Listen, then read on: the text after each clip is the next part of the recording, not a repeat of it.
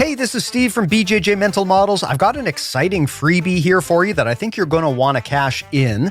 It's from Jake O'Driscoll. Now, if you're not familiar with Jake O'Driscoll, he's the jiu-jitsu coach for two-time ADCC world champion Adele Fornerino, and he's the head instructor at Essence BJJ in Perth, Australia. He's also an outstanding competitor in his own right. Jake has been ripping up the competition scene with a straight ankle lock variant that he's been working on. It's a really cool tool that plays nicely alongside the Woj lock, Aoki lock, shotgun ankle lock, and other modern ankle lock variations. It attacks the ankle, shin, and knee, which makes it pretty effective against even the toughest grapplers. Normally, coaches like to keep this stuff secret until they've released some sort of official instructional, but Jake has shared this info with the BJJ Mental Models Premium community, and he'd like me to extend that to every regular BJJ Mental Models listener as well. This is a brief mini course filmed as a prototype for potentially more refined instructional material later. It's super cool to be able to see this stuff early in its usage before it becomes mainstream. There's absolutely zero catch here. It's completely free, and you can grab it at bjjmentalmodels.com/Jake. Again, it's completely free, and you can get it at bjjmentalmodels.com/Jake. So grab that now before we close this off. Thanks a lot and enjoy the show. Hey everyone, welcome to BJJ Mental Models. I'm Steve Kwan. BJJ Mental Models is your guide to a conceptual and intelligent jiu-jitsu approach. And in this week's mini episode, I want to share a concept that was really helpful to me in terms of thinking about how to defend from bad positions more effectively. The main issue with defending from bad positions is often because you're on the defense, you're under a lot of pressure to make sure you do things right to get out of those situations. So there's a lot going on in the moment. If you have to do a lot of thought in the moment, it's much more likely you're going to struggle to make good decisions. You want to have simple thinking, especially under really difficult situations where you only have a split second to do the right thing. So here's a great concept that really helped me tighten up my defense. I learned it from Priit, the defensive BJJ instructor. I recommend checking out his material if you want to get better at defending and surviving from bad positions in jiu-jitsu. I don't know what the name of this is, so I've called it Priit's 45-degree rule.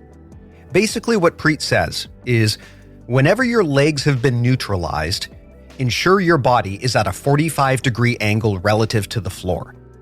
Let's unpack exactly what that means and why it's important. So the first bit, whenever your legs have been neutralized, what are we talking about there?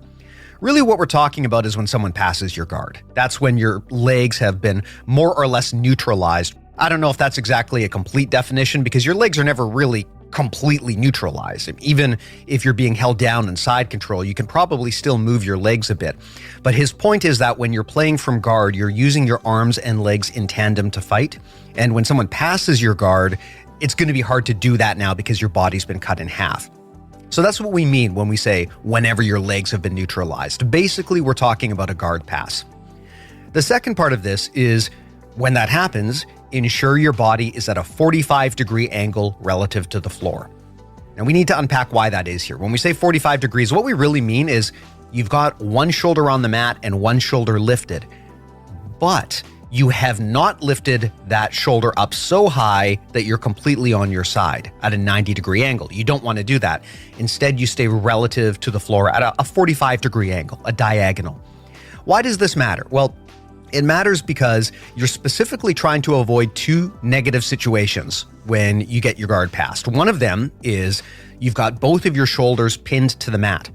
That's not good. If you have both of your shoulders pinned to the mat, that's the basis for a lot of chest-to-chest control that you're going to see when people are trying to complete a guard pass, hold you in side control, even advance to mount. A lot of what you're trying to do is pin someone to the ground, both shoulders on the mat. If you think about most of the escapes that you probably like to do from side control or from mount, many of them require you to get to your side a little bit. And we'll get into that in a second, but they require you to lift one shoulder off the floor. If both your shoulders are pinned, you are pinned.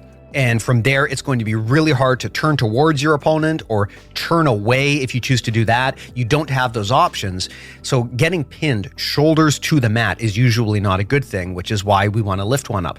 Now, there's a problem with lifting a shoulder up, which is that if you go too high to your side, all the way to say a 90-degree angle where you're perpendicular to the floor, that can open up another set of problems. One of them is it exposes your top arm.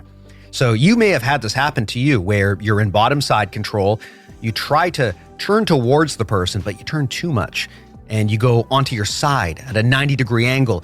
Now that top arm is vulnerable to arm bars, to kimuras. That's why we want to stay at a 45-degree angle, because if we go all the way up to 90 degrees, now that top arm becomes a target.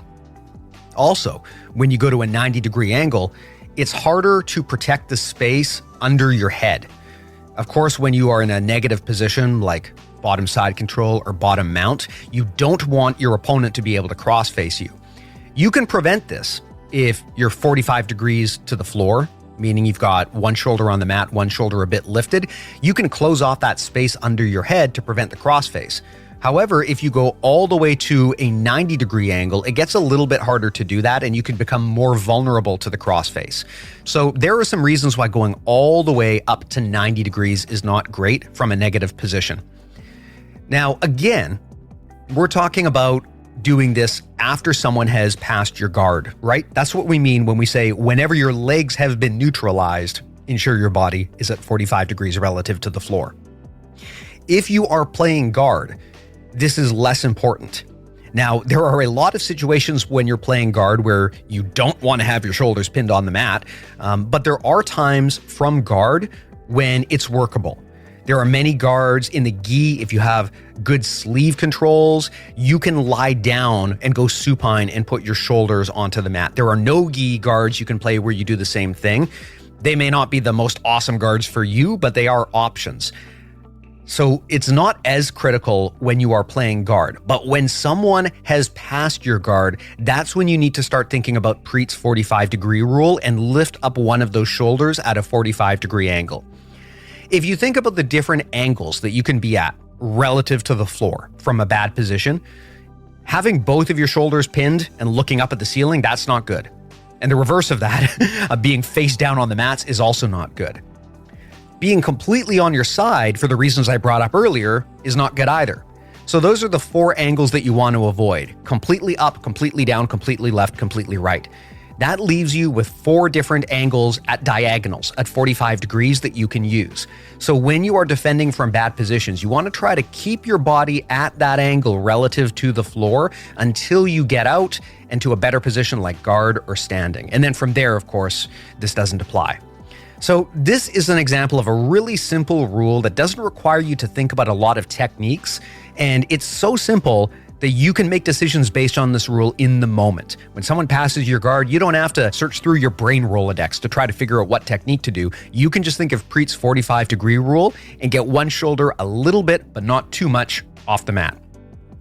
This is a great concept from Priit. If you want to learn more about his stuff, go to defensivebjj.com or follow defensivebjj on Instagram. If you want to learn more from us, we've got a lot of content like this at BJJ Mental Models. The full-length episodes of the podcast, plus the mini episodes like this, are completely free, and you can all get them at bjjmentalmodels.com. And if you haven't already done so, please do check out BJJ Mental Models Premium. It is the world's largest library of jiu-jitsu audio courses on concept, strategy, tactics, mindset.